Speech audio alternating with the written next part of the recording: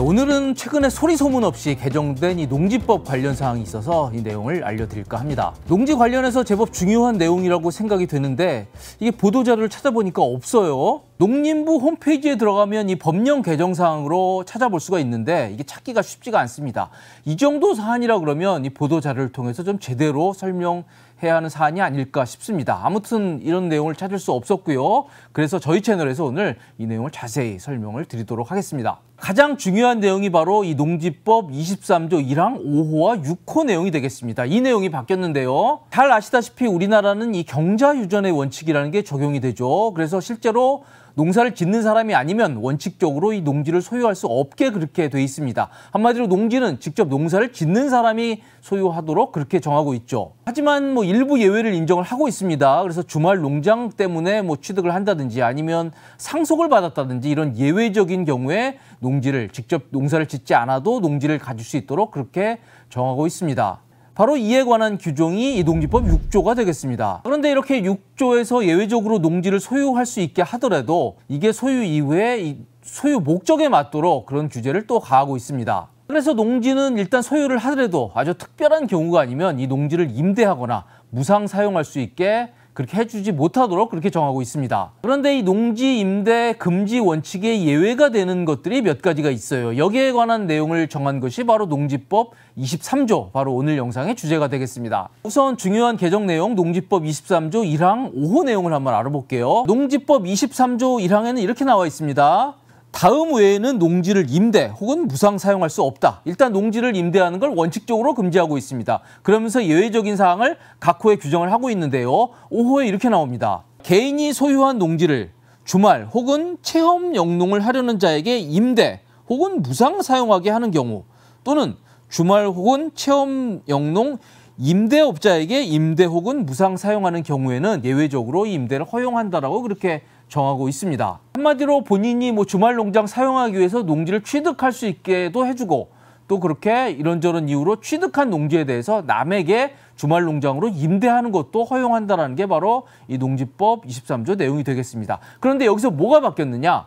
그동안에는 이게 소유 기간에 대한 제한이 없었어요. 그냥 소유한 농지를 이런 경우에 임대 혹은 무상 사용할 수 있게 해주는 그렇게 돼 있었는데요. 이번에 이게 소유 기간 제한이 생겼습니다. 소유한 농지 중 3년 이상 소유한 농지만 바로 이게 임대할 수 있게 그렇게 해준 겁니다. 앞으로는 농지를 취득 후 3년이 넘어야 이걸 남들에게 주말 농장으로 빌려줄 수 있게 그렇게 바뀐 겁니다. 또 있습니다. 23조 1항 6호 내용도 바뀌었습니다. 농지는 본인이 작용을 못하면 이게 농어촌 공사에 위탁을 해서 경작을 할 수도 있습니다. 이게 많이들 하죠. 자, 이게 본인이 작용을 못하면 농어촌 공사에 8년 이상 위탁을 해서 경작을 하면요. 이게 농지에 대해서는 비사업용이 아니라 사업용으로 봐주거든요. 그래서 추후에 농지를 팔 경우에 양도세가 많이 감면이 되죠.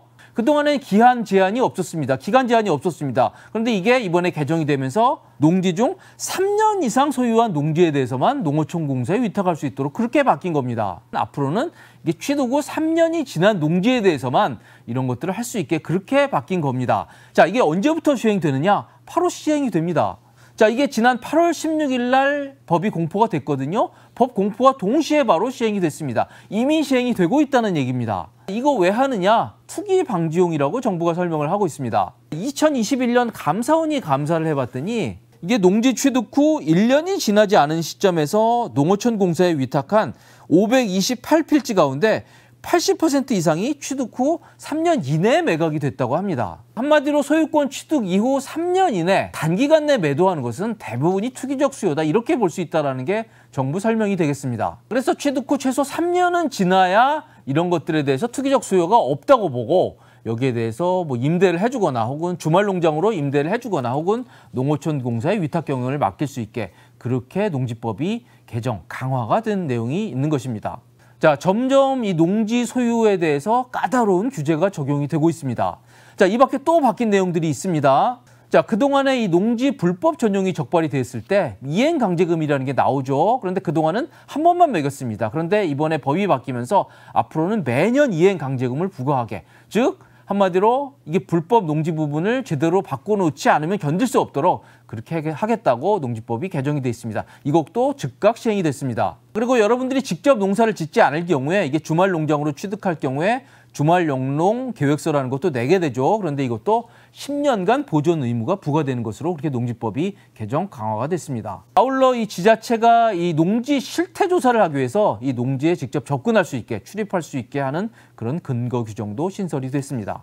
자, 한마디로 이 농지법에 대해서는 직접 농사를 짓지 않는 분에 대해서는 점점 까다로운 기준과 규제가 적용되고 있는 것입니다. 이런 농지법 강화에 대해서 평가는 엇갈릴 것으로 보입니다. 투기를 막기 위한 당연한 조치라는 긍정적인 평가도 있겠지만요. 이게 쇠락해가는 농어촌 현실에서 이런 농지법 개정이 점점 더 농어촌을 어렵게 만든다는 그런 항의성 댓글도 예상이 됩니다. 지금 농지법이 강화되면서 사실 농지는 거의 거래가 안 되고 있다고 해요. 한마디로 농촌에 계신 분들은 농지를 팔기가 좀 어려워졌다는 얘기가 됩니다. 한마디로 농사를 직접 짓는 분들이 아니면 농지를 취득할 수 없게 거의 어려워지게 그렇게 법이 바뀌고 있습니다.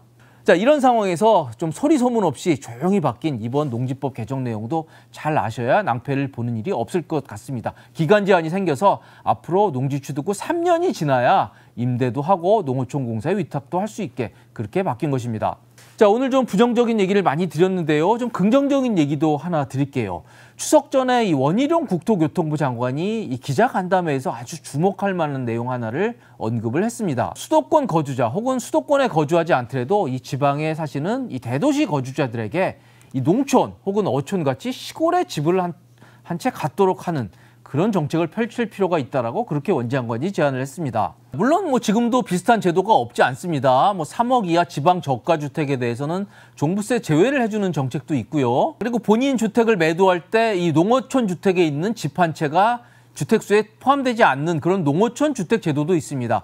고양 주택 제도라는 것도 있고 별장 주택 제도라는 것도 있고 이런 혜택들이 없지 않습니다. 하지만 좀 제한적이죠. 그리고 요건들이 굉장히 까다롭습니다. 그런 상황에서 이 원장관의 제안은 이런 정책을 좀 대폭적으로 넓히고 혜택도 좀 크게 해서 한마디로 이 도시 사는 사람분들이 이 시골집들을 한 채 갖도록 하는 그런 정책을 펴자는 그런 제안이 되겠습니다. 저는 이 투기적 수요만 좀 차단할 수 있다 그러면 이런 정책들은 긍정적으로 볼 필요가 있다고 생각을 합니다. 장관 제안 이후에 이런 정책들도 좀 본격적으로 논의가 됐으면 합니다. 이런 지역 활성화 정책은요, 이 투기 방지라고 하는 아주 중요한 정책 같이 외에도 이 지방을 살리고자 하는 또 다른 정책 목표가 있거든요. 이런 두 가지 정책 목표를 서로 충돌하지 않게 잘 조화하면서 좀 세심한 정책이 펼쳐질 필요가 있다고 생각을 합니다. 저희는 지금까지 최근에 나온 이 농지법 개정과 관련해서 아주 중요한 변경 내용을 다뤄봤습니다. 지금까지 시청해주셔서 감사드립니다.